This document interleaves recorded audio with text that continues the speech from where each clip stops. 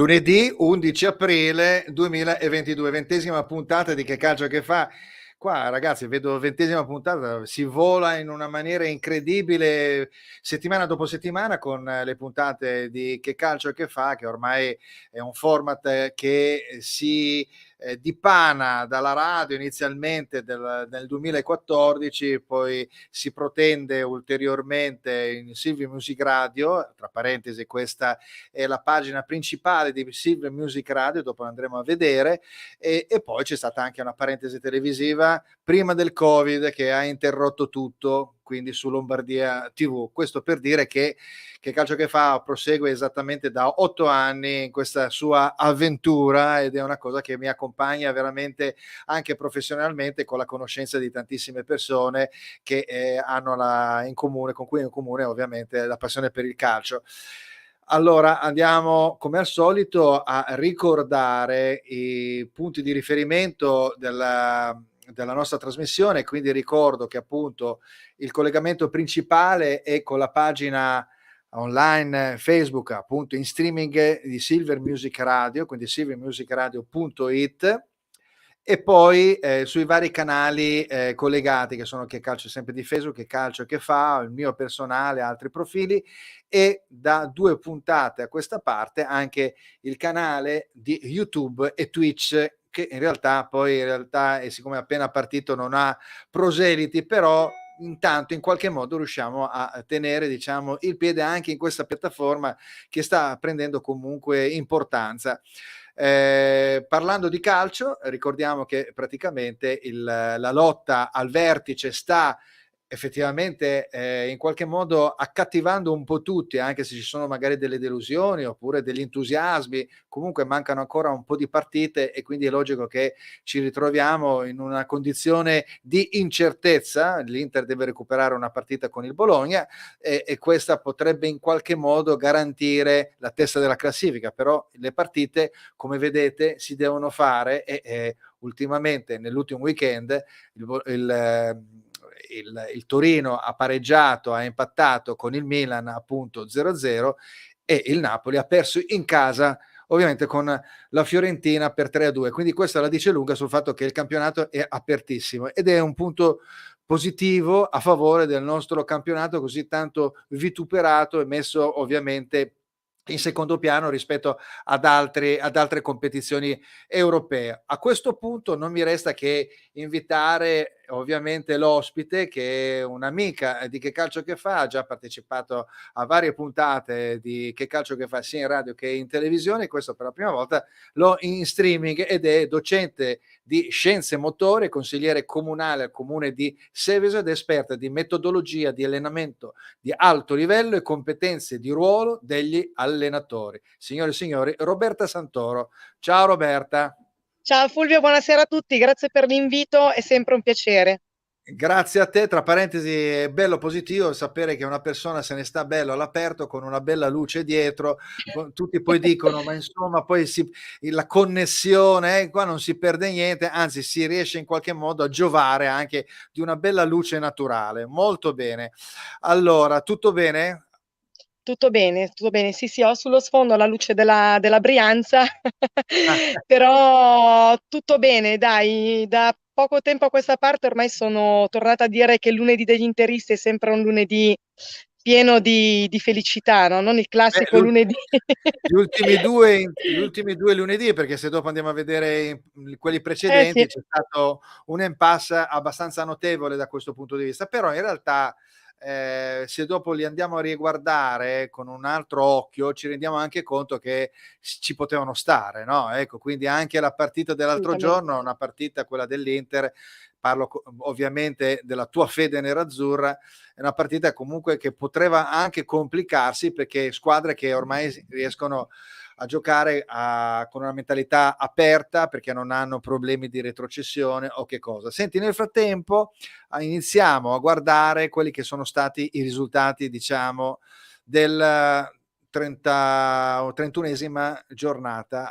Vado un attimo a vedere, scusa, eccolo qua, perché devo sempre scegliere la giusta. Eccolo qua, i risultati, eccoli, Sì, abbiamo quindi il pareggio che avevo pronosticato, un buon punto non fa male a nessuno tra Empoli e Spezia, poi l'Inter che batte l'Hellas per 2-0, il Cagliari che va in vantaggio con Joao Pedro, però dopo si fa rimontare dalla Juventus, il Genoa che prende una sonora battuta d'arresto dalla Lazio, tra parentesi il Genoa che in casa aveva inanelato anche delle belle prestazioni, anche dei buoni risultati anche dal punto di vista dei punti, anche se erano tendenzialmente dei pareggi, però Napoli che perde contro la Fiorentina in casa in una maniera molto violenta, il Sassuolo che fa su l'Atalanta che è in una fase proprio di caduta libera, il Venezia che non riesce a fare punti contro l'Udinese, che potevano essere dei punti molto molto importanti per la esatto. salvezza, e poi abbiamo la partita regolata all'ultimo della Roma contro la Salernitana, ultima in classifica, e lo 0-0 del Torino contro il Milan. Ne sa qualcosa l'Inter che recentemente era andata a Torino ovviamente per fare la partita, e contro il Toro è stata molto difficile anche quella partita. Stasera c'è Bologna-Sampdoria che chiude il turno della nostra Serie A. Andiamo a vedere qua, abbiamo Anna Maria Pavesi, salutiamo, poi Vittorio Buonasera. Romagnoli. Buonasera, Vittorio Romagnoli. Oramai tutti a Buonasera. favore dell'Inter, i pronostici evidentemente, vabbè, lui bisogna fare molta attenzione perché lui è juventino e quindi è chiaro che Ma tu lo sai che io sono obiettiva, Fulvio, quindi io se devo dire che la Juve fa bene, lo dico quando c'è da dire che fa va bene, no, bene. ma poi lui è uno juventino sportivo, quindi ci Certo. incrociamo su Facebook, tra parentesi ha una figlia nerazzurra, quindi dice devo tenere anche il buon rapporto, ecco, tra le varie situazioni. Va bene, allora le partite abbiamo visto che, anzi andiamo a vedere subito la classifica Sì, sì, per quel sì. che riguarda la zona alta della classifica, quindi vediamo che il Milan pareggia e si discosta di un punto ulteriore nei confronti dell'Inter che va a vincere appunto contro il Verona e va da 68, l'Inter va a 66, il Napoli perde, rimane a 66, la Juventus zitta zitta nonostante la sconfitta con l'Inter della settimana precedente a 62, quindi ha un tiro di schioppo dalla terza posizione. Sì. E poi abbiamo una Roma che fa e già da un po', dopo andremo a vedere anche i percorsi che hanno Molto fatto allenante, singolarmente, diciamo. sta facendo bene, è sempre seguita ovviamente dall'altra squadra capitolina che è la Lazio 55, la Fiorentina che appunto era andato a battere il Napoli che sta agganciata al treno dell'Europa League, l'Atalanta in caduta libera a 51, incomincia a perdere un po' di posizioni pesantemente, il Sassuolo che fa un bel campionato in linea con quello di De Zerbi dell'anno scorso, con Dionisi in panchina con 46 punti, e poi abbiamo il Verona che appunto ha già raggiunto la salvezza, ma si è visto come ha giocato l'altro giorno contro l'Inter. E poi vediamo invece le altre che riguardano appunto il Torino che deve ancora raggiungere la quota 40, ma vuole anche divertirsi a sentire Juric nelle dichiarazioni Sì. dopo partita, l'Udinese a 36, il Bologna e l'Empoli a 34, lo Spezia a 33, 29 la Sampdoria che deve giocare stasera, il Cagliari 25, e poi ci sono le ultime tre che hanno, tra parentesi la Salernitana in teoria potrebbe anche recuperare 6 punti se vincesse i recuperi e andrebbe a 22, quindi ci sarebbe una sorta di testa a testa finale. In realtà il Venezia potrebbe ancora andare a recuperare qualcosa nei confronti del Cagliari. Questa è forse la situazione un po' pericolosa che il Cagliari deve in qualche modo cercare di salvaguardarsi.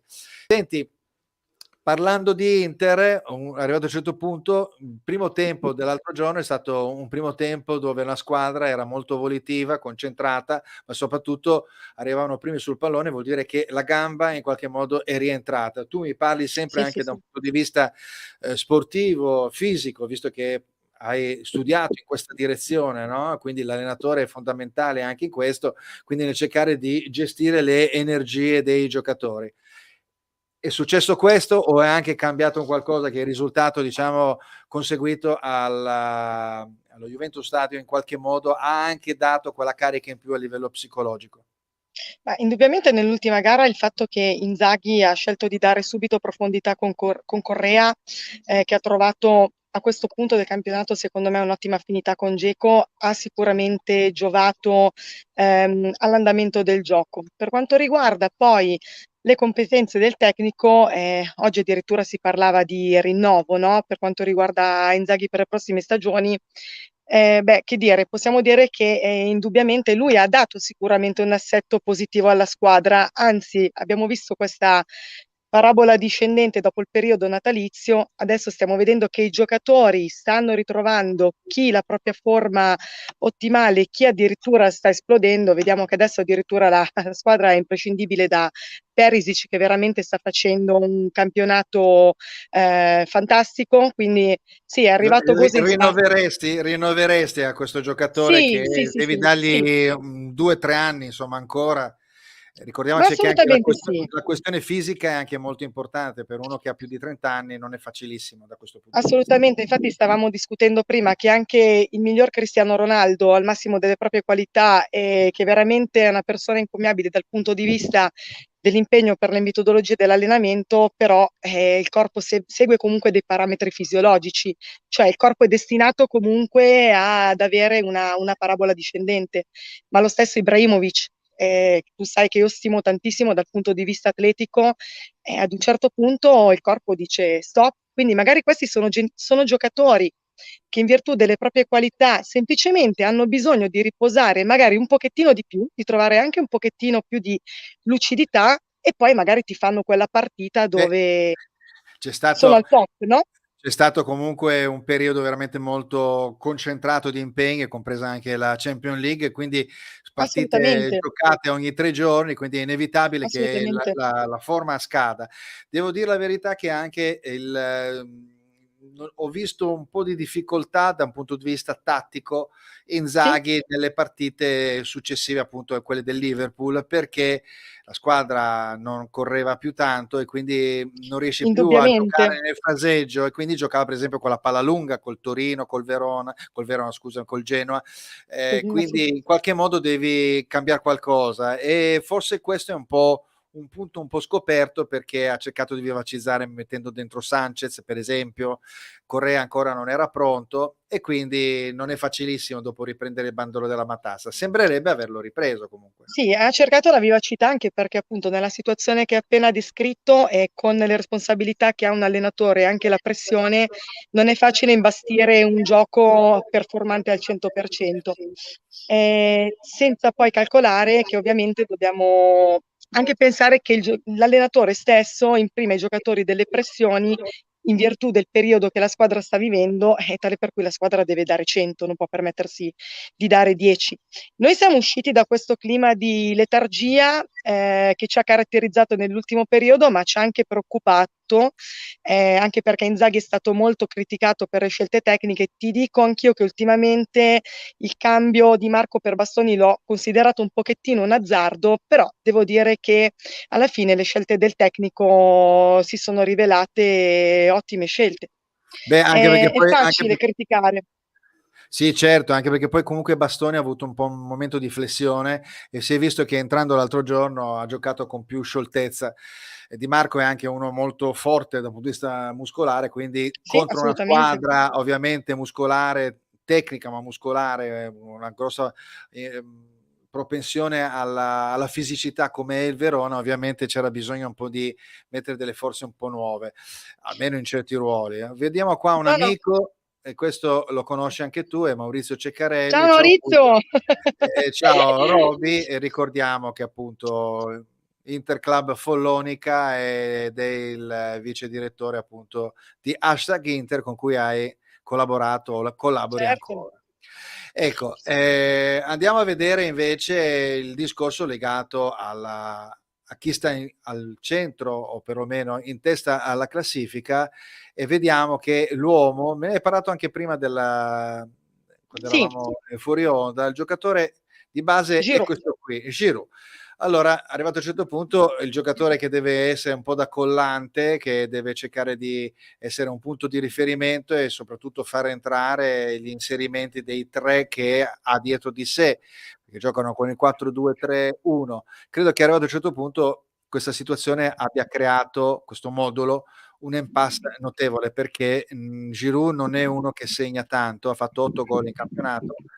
Leao si è un po' bloccato perché ormai lo Si è un po' conoscono, bloccato, fa sì. un certo tipo di finta. A destra hanno un giocatore più che altro di copertura, di grande corso, come Saelemaekers, Castillejo, oppure Messias, che però tiene molto la posizione, che è più punta, e Ibrahim Diaz, che ha dei momenti di chiaroscuro. Credo che questa Certo. situazione sia un po' difficile per il Milan andare a segnare, tant'è vero che oltre a dei gol che sono venuti fuori, non so, il gol di Kalulu, il gol di Benasser nelle ultime partite, molto importante sono gli inserimenti di Teo Hernandez, che sono quelli che proprio sono devastanti partendo da dietro. Trovi che anche in questo caso ormai il gioco è fatto, non si può più inventare nulla da un punto di Ma vista. guarda, tu lo sai, sono sempre in assoluto accordo con le tue parole. Allora, intanto oggi Teo Hernandez, non so se hai sentito, ha affermato che praticamente quando le squadre sanno che si gioca contro il Milan, le squadre si impegnano molto probabilmente perché riconoscono che il Milan ha ovviamente un certo appeal e come hai detto tu ci sono giocatori che insomma all'occorrenza possono dimostrare una forza devastante. E il Milan ha giocato contro un Torino che, ricordiamoci, Torino squadra che io apprezzo tantissimo, apprezzo molto anche il tecnico, ed è una squadra che ha subito solamente 8 gol in 9 partite contro le prime 6 del campionato, quindi stiamo parlando di una squadra che, come dice Juric, ha espresso il modo di giocare europeo, no? Quindi il modo di giocare, come possiamo dire, dove c'è pressione, dove c'è intensità, dove c'è ritmo. E abbiamo visto che in merito a questa gara Pioli non ha cercato delle giustificazioni, cioè è stato un Pioli che ha giocato anche con una squadra in emergenza, questo lo dobbiamo dire. Deve dire anche grazie a Magnan, che comunque ha fatto un'ottima partita, perché con molta probabilità il Torino, insomma, si è giocato la vittoria. E sì, come dicevi tu, manca un po' al Milan in questo momento il trascinatore, cioè vedo mancare quello che prima, insomma, il ruolo di Ibrahimovic, uno come Ibrahimovic in questo momento serve al Milan. Poteva Eh, essere Leao, però non lo so. Beh, non è poi solo un discorso di ruolo, è un discorso ovviamente di Anche il discorso esperienza. tecnico, di esperienza, Perché certo, di certo, esperienza, è un perché discorso. Ibrahimovic, infatti, quando entra comunque sa come muoversi, anche se Esatto, ovviamente a più di esatto. 40 anni non hai più l'elasticità di un ragazzo come lui ha sempre fatto, e quindi la velocità nelle gambe, quindi è logico Ha che una chiave di lettura del è gioco, ha un'ottima differente. coordinazione oculo-manuale, lui vede l'azione, quindi lui è in grado veramente di leggere il gioco, secondo me, e di comprendere quello che sarà. Quindi io non smetterò mai di affermare che secondo me Ibrahimovic davvero è una spanna avanti. È un giocatore che fa la differenza. Beh, devo dire la verità che la faceva in una maniera mostruosa un po' di anni Sì, fa, sì, però adesso un po' meno, adesso però è un giocatore che veramente insegna a stare in campo, insegna, sì, sì, sì, insegna anche chiaro. a far crescere, diciamo, da un punto di vista carismatico. Poi Allora, giustamente età, limiti fisiologici, insomma, si cresce, ovvio. si invecchia bonariamente, quindi qualcosa si perde, però l'esperienza resta. Ecco, senti, adesso andiamo invece per ciò che riguarda la terza posizione, non possiamo non andare a considerare la battuta d'arresto pesantissima da parte del Napoli contro la Fiorentina. Una Fiorentina Eh sì, il cui allenatore italiano aveva detto: se ci presentiamo come la partita precedente, insomma, praticamente aveva detto qua testa bassa e lavorare, e infatti testa bassa hanno lavorato molto bene, perché è finita appunto 3-2, una partita in cui il Napoli ha dovuto inseguire il risultato. sì, testa bassa e lavorare, come dice giustamente il tecnico, è in una partita dove comunque giocate in un periodo dell'anno dove tensioni, infortuni, stanchezza si fanno sentire, quindi direi assolutamente importantissimi questi 3 punti per la Fiorentina, sebbene oggi, non so se hai sentito le dichiarazioni di Moratti, il quale ha detto che comunque il Napoli è visto come una delle squadre favorite, se non la favorita. E Ah, lo Osimhen, dice anche Cappello, dopo ne sì, parleremo. Sì. mentre Osimhen osanna la propria squadra e dice di non mollare. Cioè, mi sembra che il Napoli insomma, io considero il tecnico del Napoli un ottimo tecnico. Insomma, a noi ha lasciato un ottimo, a me personalmente ha lasciato un ottimo ricordo. Poi sai, sempre parere personale, una persona preparata, una persona di cultura, una persona che non smette mai di studiare. Nell'Inter ha ricostruito un po' e ha dato una fisionomia, è entrato Esatto, in Champions e ha esatto. avuto anche la patata bollente di Icardi, quindi sono state situazioni non semplicissime. Esatto, non è stata una situazione facile da gestire, soprattutto a livello di spogliatoio. Tu che hai più esperienza di me, sai benissimo che non è facile gestire non solo la squadra, ma anche le caratteristiche del singolo. E quindi secondo me lui ha fatto un lavoro encomiabile. Bisognerebbe capire adesso, sicuramente la squadra è compatta e ci sono dei giocatori che hanno questo ruolo aggregante e che danno fluidità, quindi che cercano proprio di trascinare.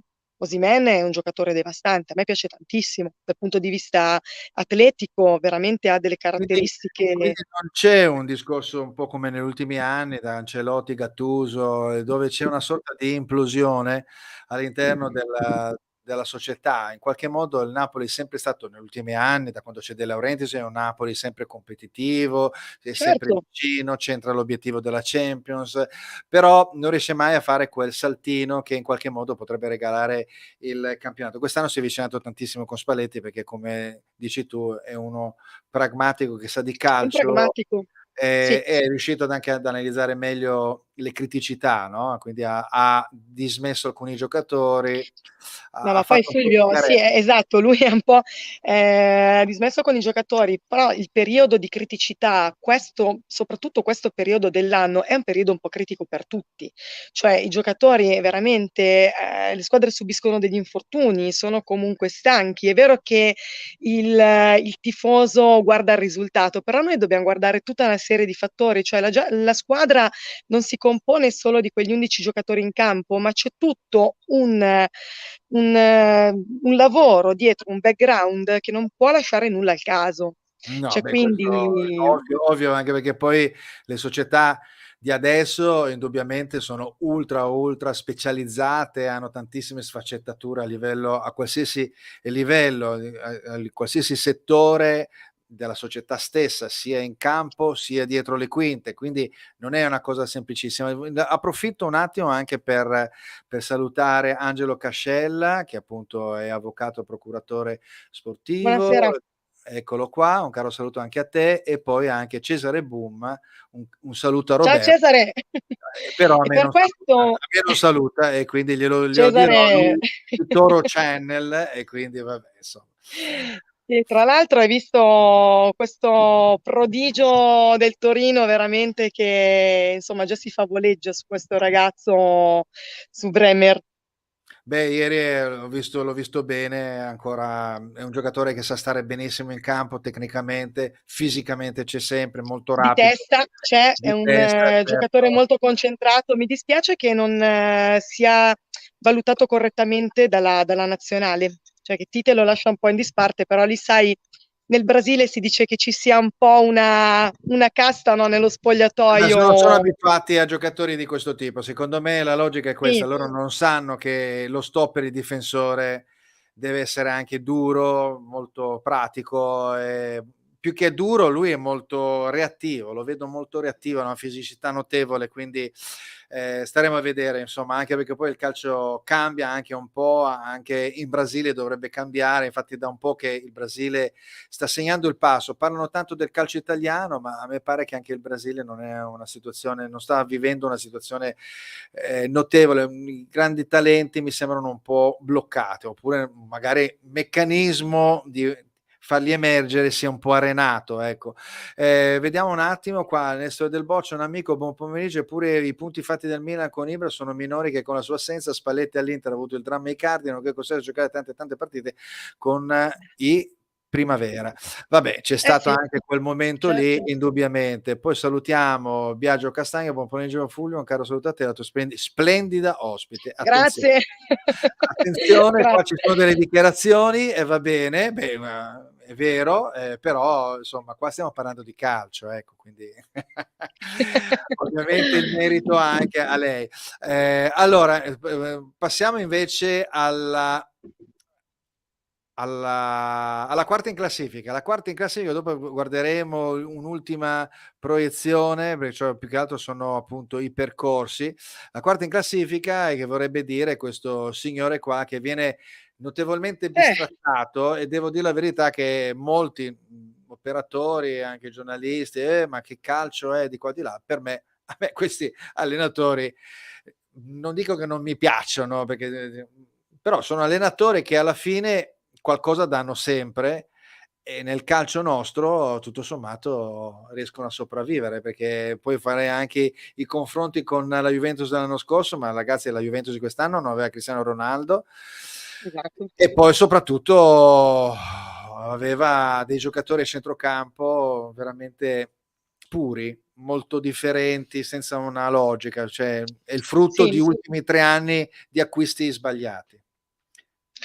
Eh sì, Fulvio, il fatto di non avere comunque una squadra con delle caratteristiche omogenee o quantomeno che ha alle basi la possibilità di plasmare il gioco in una maniera congrua non è facile per un tecnico.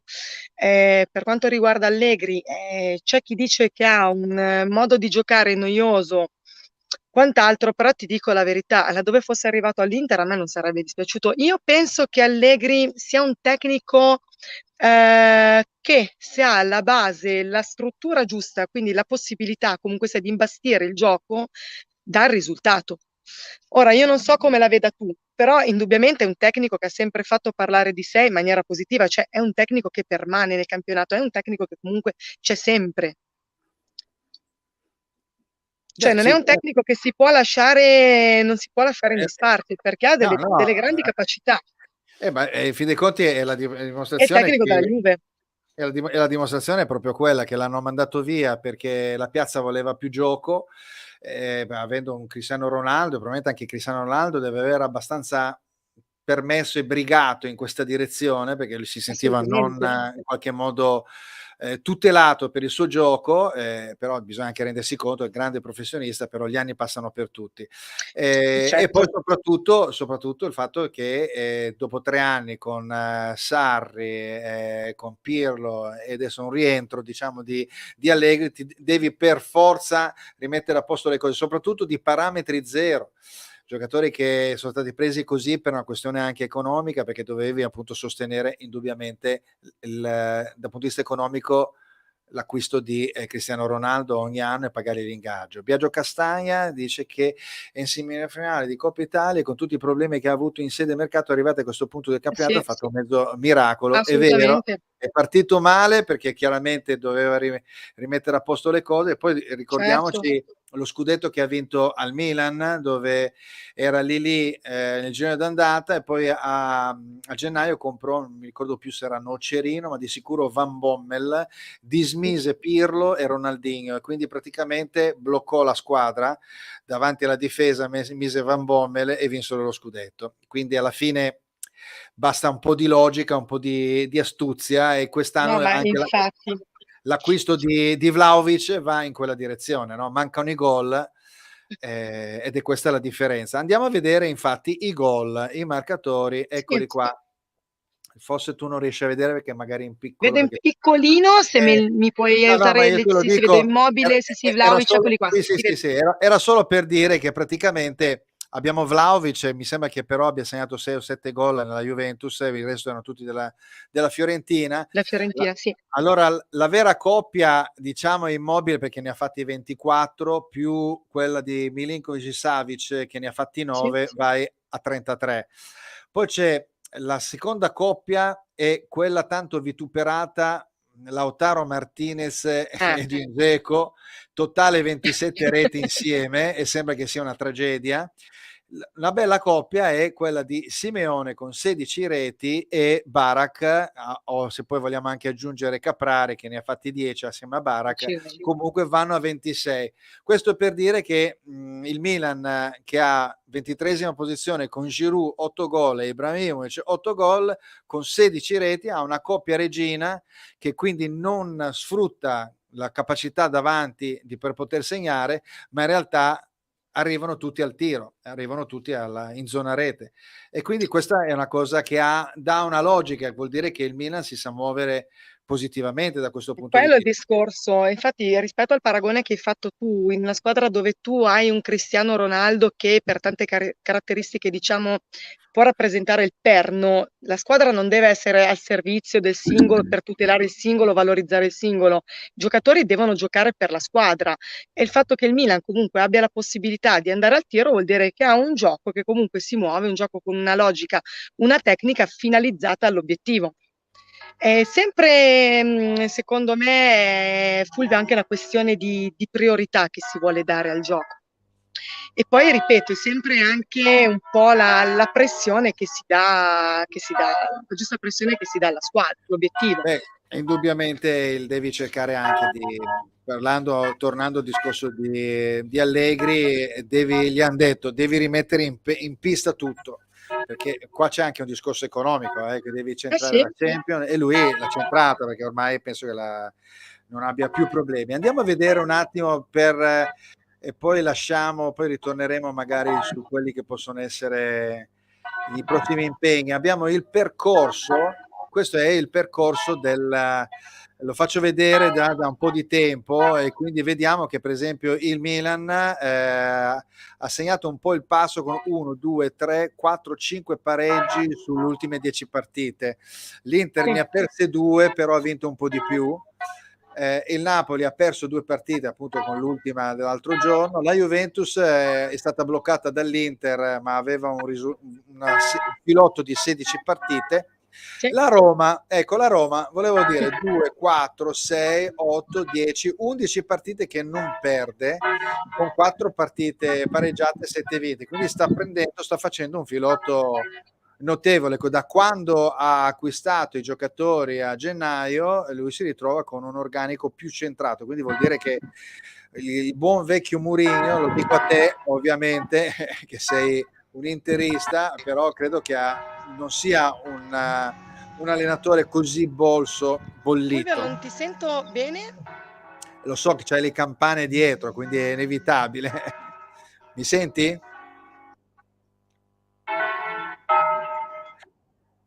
Mi senti? Fulvio, perdonami che non ti... Mi senti, Fulvio? Io ti sento, Fulvio? certo, ti sento. Sì, sì, Ti non ti sento. sento basso, provo ad alzare il volume che non ti sento più. Vabbè, diciamo che queste sono le campane di Padre Pioli. Aspetta, è Fulvio che non capisco come mai.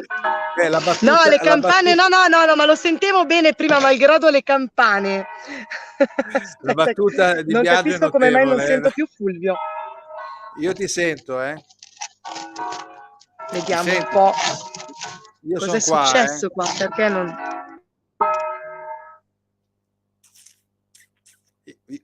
Non ti sento.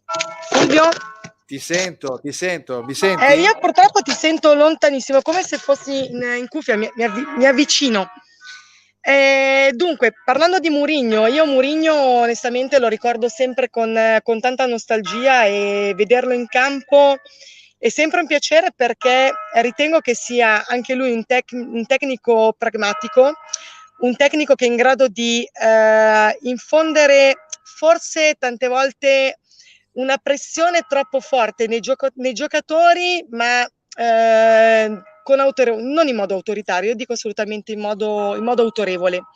Quindi mi piace questo modo di porsi. È vero che adesso siamo in una serie positiva, però appunto andando ad analizzare la situazione e andando ad analizzare quella che è la situazione del campionato, possiamo aspettarci anche qui una caduta. Ok, mi senti? Io ti sento, mi senti Fulvio? Sì, sì, erano le campane che No, probabilmente no, no, io andavano. ti sento proprio lontanissimo, non ti E sento proprio adesso? più. Non è cambiato Faccio nulla, fatica. vabbè, le campane, però nel frattempo mando i complimenti da parte appunto di Nessore Del Bocio. Posso fare i complimenti a Roberta per la lucidità delle analisi, brava, ecco, quindi detto da lui è importante.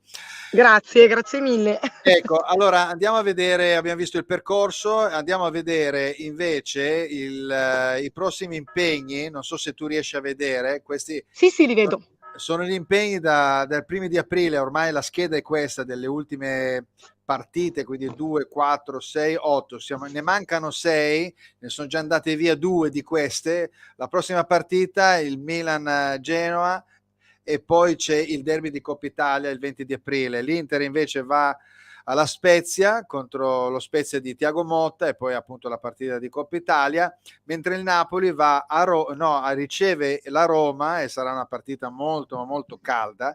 La Juventus ha il Bologna, abbiamo visto che anche il Bologna ha giocato molto bene appunto anche nella partita con il Milan. Si è visto una squadra che sta in campo, non molla nulla, e quindi insomma sono partite sempre molto ma molto difficili da affrontare. Vediamo le partite del Napoli, visto che la critica, come appunto Moratti o Capello, dicono che il Napoli ha le partite tendenzialmente più facili, anche se poi ha perso l'altro giorno, ma in realtà dopo la Roma hanno l'Empoli, hanno il Sassuolo, vanno a casa del Torino, hanno il Genoa alla fine e lo Spezia alla fine, che potrebbero essere due partite in cui ahimè Genoa potrebbe essere in Serie B e lo Spezia potrebbe essere ultra salvo. Quindi effettivamente che parere hai riguardo a queste partite, Roberta? Allora, Fulvio, rispetto al calendario ipoteticamente facile del Napoli, ma ti dico la verità, dissento un attimino da questa opinione per il semplice fatto che a questo punto del campionato non ci sono partite facili o partite difficili, in quanto abbiamo visto, ripeto, anche la parabola discendente dell'Inter dopo il periodo natalizio, e dove appunto non abbiamo avuto abbiamo avuto delle sconfitte che sono arrivate non penso da demeriti della squadra, ma da situazioni legate alla condizione mentale, alla condizione psicologica o infortuni o quant'altro, fattori interni ed esterni che in qualche modo possono aver influenzato la prestazione. Mi sembra di vedere che comunque quelle squadre, tra virgolette, piccole, ancora una volta quello che il Torino, che assolutamente non considero una squadra piccola ma assolutamente tanto di cappello, però stanno giocando con una mentalità dove il gioco è veramente frizzante, cioè stiamo vedendo dei giochi dove delle partite dove i ritmi assolutamente si stanno innalzando, quindi migliorando l'intensità del gioco, indubbiamente migliorano proprio le prestazioni anche dei giocatori. Quindi ti dico la verità, in questo momento anch'io aspetto il 22 maggio per parlare, non me la sento di dire che ci sono squadre che hanno un campionato più o meno facile di un'altra.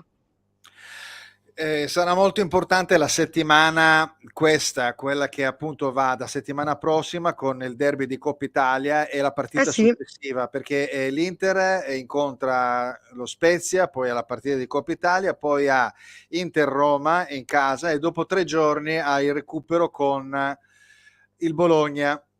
E quindi nel giro praticamente di 9 giorni a 4 partite. Quindi questo è il tour de force dell'Inter. Dopo, in teoria, l'Udinese, Empoli, Cagliari, Sampdoria, anche qua uno potrebbe dire sono partite facili, non facili. Dico solo che andare a Udine è sempre un calvario.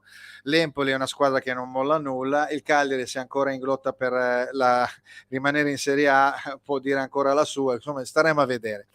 Va bene, lasciamo perdere adesso questa situazione. Faccio solo una piccola apertura, che è questa immagine. Non so se riesci a vedere, purtroppo sì, forse sì, riesci a vedere che sopra in alto a sinistra ci sono dei segnali di ingresso ed uscita, sono delle frecce rosse e verdi, ed è sì, sì, praticamente la vedo. segnalazione di un utente di Twitter che mi ha mandato proprio questa immagine per far vedere. Mancano 18 minuti nella partita Juventus-Inter e poi ci sono state una serie di sostituzioni. Perché non lasciare effettivamente su in alto il segnale di quante sostituzioni sono state effettuate, di modo che uno anche capisce se in quel momento della partita, storico della partita, c'è spazio per fare delle sostituzioni, oppure dire al proprio allenatore: dai, sostituisci qualcuno che è arrivato il momento, mancano 18 minuti. Cosa ne pensi? È un'idea dal punto di vista grafico percorribile secondo te?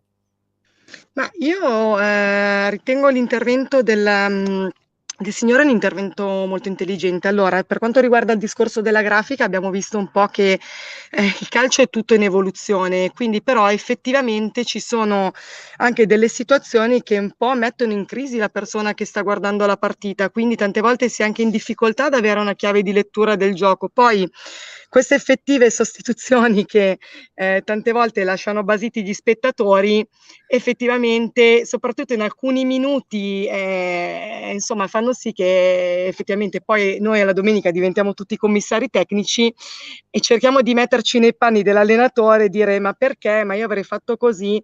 Sì, assolutamente pertinente l'intervento e dovremmo Vedi, andare in una logica nella quale si cerca di facilitare ulteriormente la visione del gioco.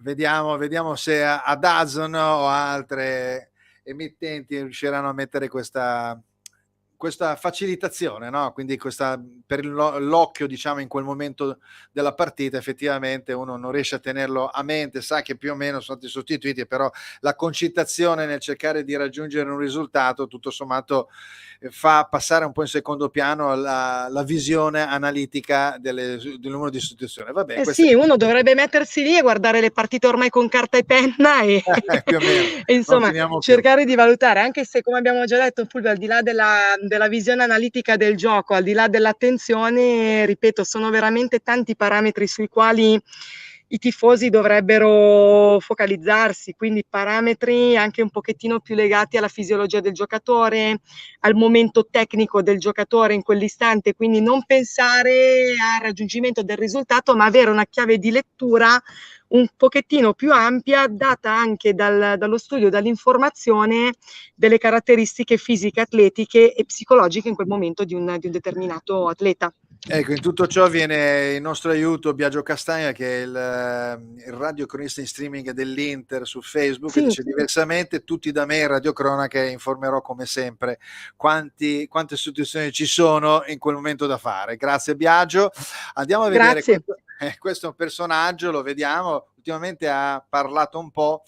Dicendo che appunto il Napoli è favorito per lo scudetto, ma ha detto anche una cosa secondo me abbastanza interessante. Dice poi viene lui da un certo tipo di scuola, un certo modo di fare calcio, lo sappiamo, dagli anni 70, 60, 70, quindi di un calcio all'italiana, e lui è sempre stato un allenatore pragmatico e ha detto tutto sommato forse converrebbe rientrare nel nostro modulo di gioco, che è quello appunto, non dico proprio il puro contropiede, ma comunque di una ripartenza, di avere, diciamo, la possibilità di avere campo aperto quando chiaramente gli avversari ce lo consentono, perché siamo molto tattici, le squadre avversarie, quando si vede anche a San Siro, ma da qualsiasi altra parte, vengono, si chiudono e vanno via, si aprono ovviamente per quelle piccole, soprattutto per il contropiede, e quindi le partite sono sempre molto difficili da affrontare. Dice dobbiamo prendere come esempio il calcio tedesco, che è subito pronto Sì. a ripartire, una volta recuperato il pallone subito ripartono dal punto di vista fisico, però probabilmente quello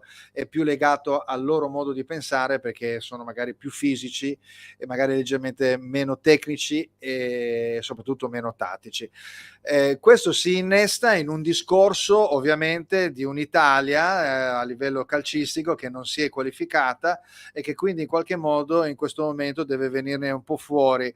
Credo che sia importante che ognuno dica la propria in questo momento storico, perché bisogna cercare di ripartire bene e ci sono tante teorie. Qual è la tua teoria da un punto di vista più Ma personale? Ma in merito alla questione, la mia teoria sposa le parole del tecnico Mancini, cioè lo sport è fatto di vittorie e di sconfitte.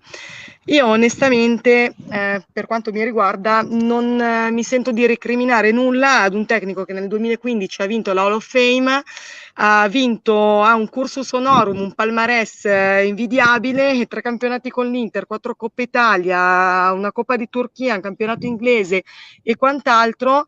È un allenatore che sicuramente può andare a testa alta e come abbiamo visto prima ci sono dei fattori che non dipendono sempre dalle caratteristiche del tecnico, perché penso che sia indiscutibile il fatto che Mancini sia un ottimo tecnico, è un tecnico, insomma, che molti ci invidiano. Penso che non è un discorso adesso nei confronti di Mancini, ma è un discorso che volevo fare un po' a livello generale, no? Molti dicono Sì, bisogna ripartire dagli stadi perché così la gente si avvicina, bisogna ripartire dai giovani perché così nascono un po' più di campioni nostrani, bisogna avere degli aiuti di Stato, punto interrogativo, bisogna cambiare i vertici federali, punto interrogativo. Insomma, sono tante analisi che devono essere effettuate, poi probabilmente non si farà niente perché dopo alla fine ci si rende conto che con lo stato attuale di situazioni di questo tipo che hanno creato purtroppo da un punto di vista negativo la non qualificazione ai mondiali,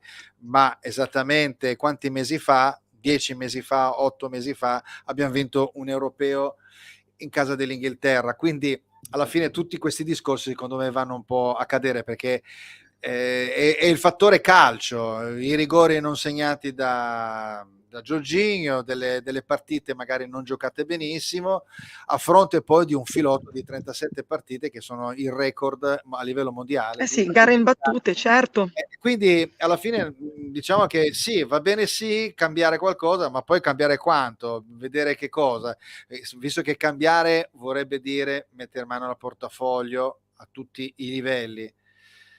Quindi Quindi, come dici tu, Fulvio, giustamente ci sono assolutamente dei cambiamenti da fare e bisogna assolutamente mettere anche il tecnico che ha determinate capacità di imbastire il gioco, di costruire una squadra avendo anche un maggiore potenziale a disposizione, secondo me. Quindi bisogna mettere mano sicuramente al portafoglio, perché, ripeto, i nostri giocatori in hanno delle ottime...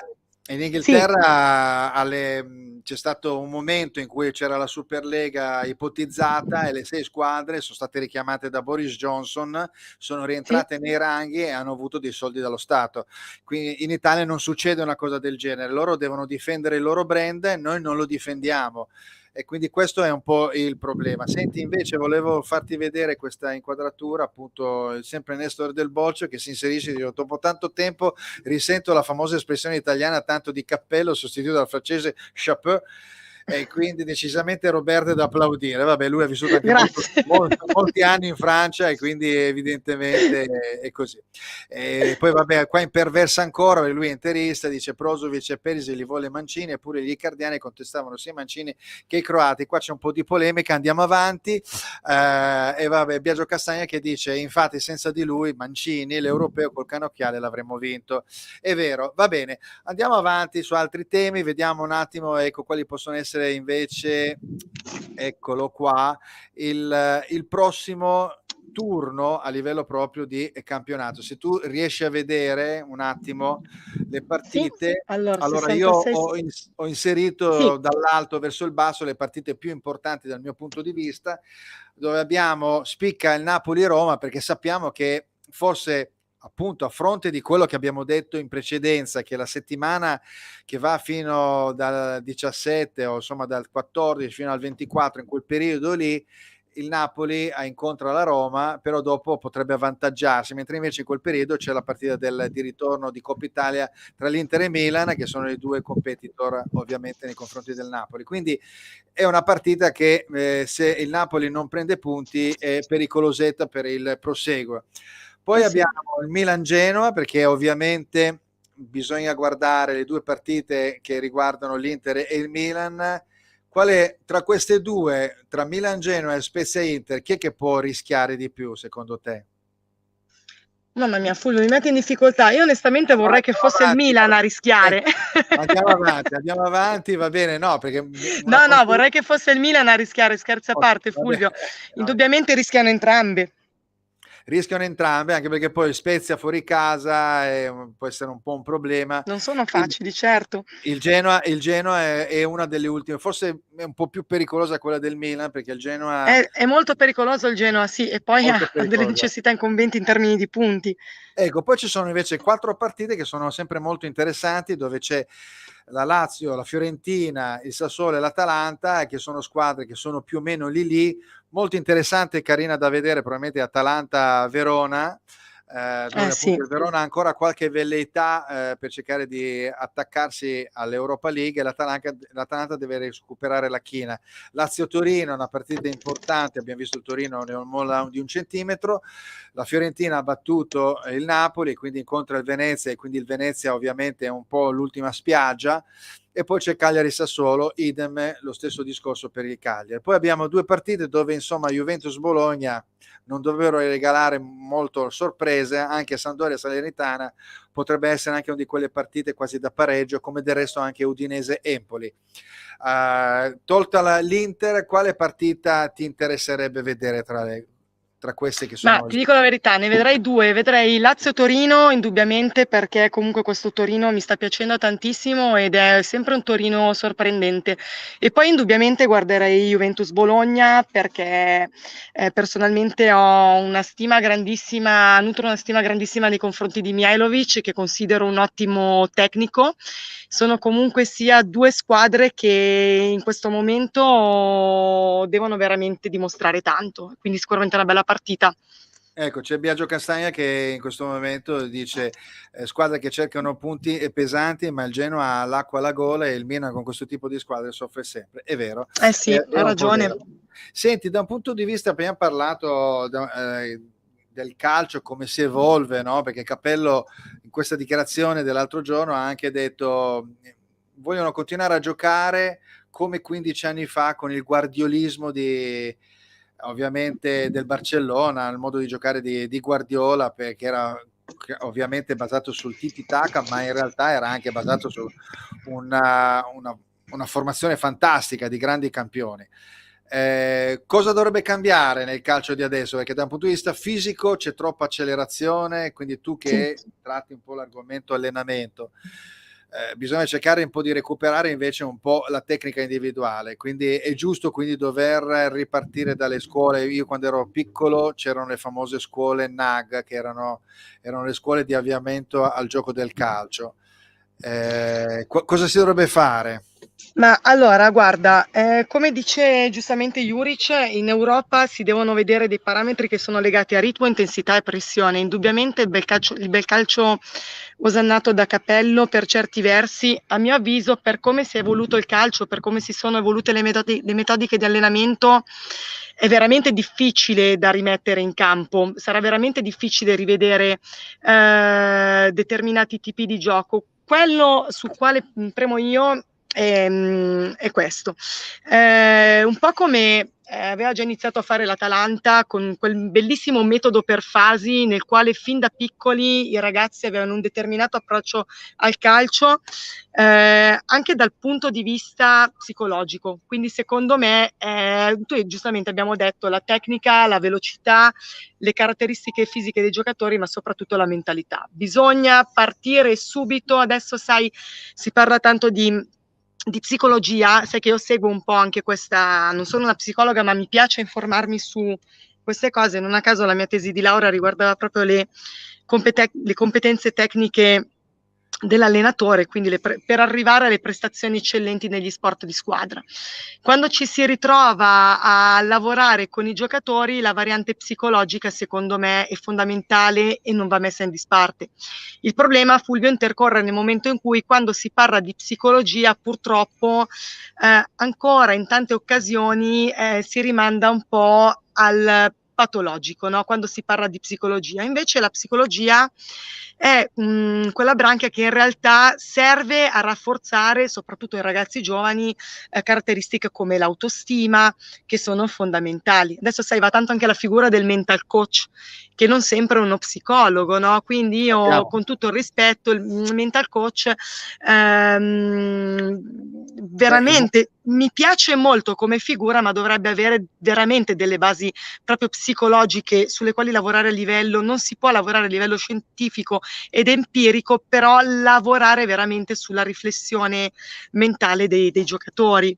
Beh, questo comunque è un tema molto aperto che si è sviluppato in tanti anni, dico anche in decenni, perché si parte forse da Elenio Herrera, che scriveva, Sì. faceva appendere negli spogliatoi ovviamente delle paroline magiche che dovevano stimolare i giocatori quando entravano in campo, comunque anche non so, mi ricordo che trattava Mazzola in un certo modo, come per dire non hai fatto nulla, eccetera, eccetera, questo per cercare di alzare sempre l'asticella nei giovani, no?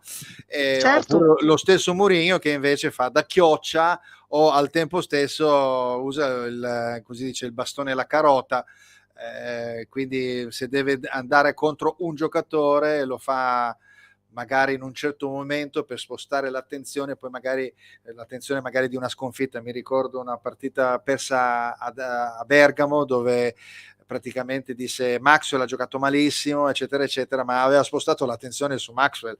In realtà l'Inter aveva giocato male e quindi lui era riuscito ad aggirare la critica, visto che in quel periodo c'erano dei grossissimi problemi di comunicazione tra appunto la critica, la parte mediatica nei confronti di Mourinho. Quindi c'è molta psicologia da questo punto di vista, quindi è vero, poi il giocatore deve essere stimolato e poi a questi livelli probabilmente Sì, è ma poi Fulvio fondamentale.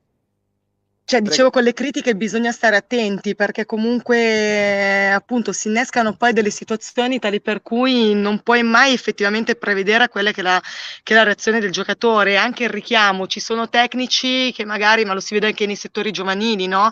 Sai che io sono ex arbitro di calcio, quindi ricordo bene a fine partita magari certe invettive tirate al singolo piuttosto che alla squadra. E veramente tante volte vedevi questi ragazzi demotivati. Lo Oppure so, soprattutto questo è un nei po' settori così, certo. giovanili capita che poi non giochino più e quindi Questo è bisogna veramente grave. stare attenti. Questo è molto, ma molto grave da questo punto di vista. Sì, Senti, hai parlato di giovani, l'Inter, allora a questo punto siamo arrivati quasi alla fine della trasmissione. Quali possono essere dei giocatori che possono far al caso all'Inter, fermo restando che i soldi, come al solito, sono fondamentali, non si sa se poi l'Inter ne avrà a disposizione, ovviamente per andare a prendere giocatori che sono in qualche modo chiacchierati, come per esempio Scamacca o Frattesi, ecco, questi sono due. In quale ruolo andresti ad operare principalmente?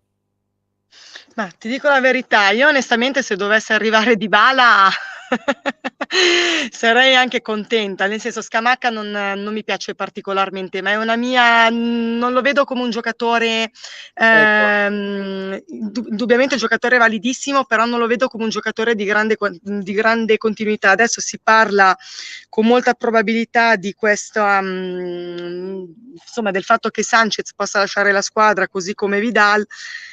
Dovrebbe andare via anche De Vrij, si ci parla sono anche di Dybala, ti dico a me non dispiacerebbe. Quello che mi lascia perplessa è un ipotetico ritorno di Lukaku, perché laddove dovesse ritornare, ti dico la verità, non so se tornerebbe il Lukaku di prima. Bah, Con vabbè, quando, manca anche Conte, mancherebbe anche Conte che rappresenta mancherebbe anche Conte, che era un mancherebbe ottimo perché legante, un Conte ottimo. l'aveva indubbiamente Sì, scritto, però probabilmente si avvantaggerebbe un po' di più anche lo stesso Lautaro perché andavano benissimo, erano molto affiatati. Vabbè, erano insomma, molto affiatati, sì. erano molto affiatati. Bene, senti, per ciò che riguarda Dybala, che appunto lo vediamo qui, è un giocatore che però in 7 anni di Juventus ha girato molti ruoli. Credo che sia Sì, anche non sia facile. Allora, il giocatore tecnico è importante in una squadra perché può risolvere determinate situazioni. Dal punto di vista di collocazione, però, devi far spazio, quindi devi togliere Lautaro oppure lo devi mettere a sì. centrocampo, poi diventa un rischio. Insomma, dove lo si dovrebbe mettere questo giocatore, secondo te? Ma ti dico la verità, Fulvio, allora versatilità e poliedricità sono caratteristiche determinanti in un giocatore. Quindi fondamentalmente ti dico la verità, laddove lui dovesse arrivare, anche vedendo un po' l'andamento all'interno della squadra e vedendo le caratteristiche dei giocatori, io a Lautaro non andrei a spostarlo da dove, nel senso che comunque sia, penso che sia una persona, un giocatore molto suscettibile, no? Nel senso non so quanto possa digerire o recepire eventuali cambi, eventuali spostamenti all'interno del gioco. Per questo, infatti, come hai detto tu, essendo un giocatore abituato a ricoprire diversi ruoli, che ha maturato diverse esperienze, ti dico la verità, non avrei problema a collocarlo in diversi contesti del gioco. Bene, vuol dire che insomma l'importante è averlo, ecco, quindi da un Sì, punto sì, di sì. vista, In questo ecco. momento ti direi sì, mi alletta l'idea di averlo all'Inter, sì. Ecco, vediamo quelli che possono essere i ragionamenti. Sì, L'esole del Boccio, Lukaku farebbe degli spazi enormi sia per Lautaro che per Dybala, sì, dice sì, ha ragione Nestor, assolutamente. Sì, sì, mi sì. piacerebbe, Anche a me piacerebbe Lukaku Lautaro Dybala, sarebbe devastante. L'unica ecco, cosa che ti io dico, sì, prego. sì. No, no, stavo solo dicendo che rispetto al momento storico che sta passando adesso Lukaku, che addirittura salterà il ritorno dei quarti, adesso hai visto che tu che l'ha parlato appunto di quel dolore al tendine, secondo me cercando di edulcorare un pochettino la situazione, ritorniamo al discorso di prima, la pressione psicologica su un giocatore fa tanto. Io penso che laddove dovesse tornare da noi, sicuramente Inzaghi potrebbe dare la carica giusta, no? Per dare il giusto peso al giocatore.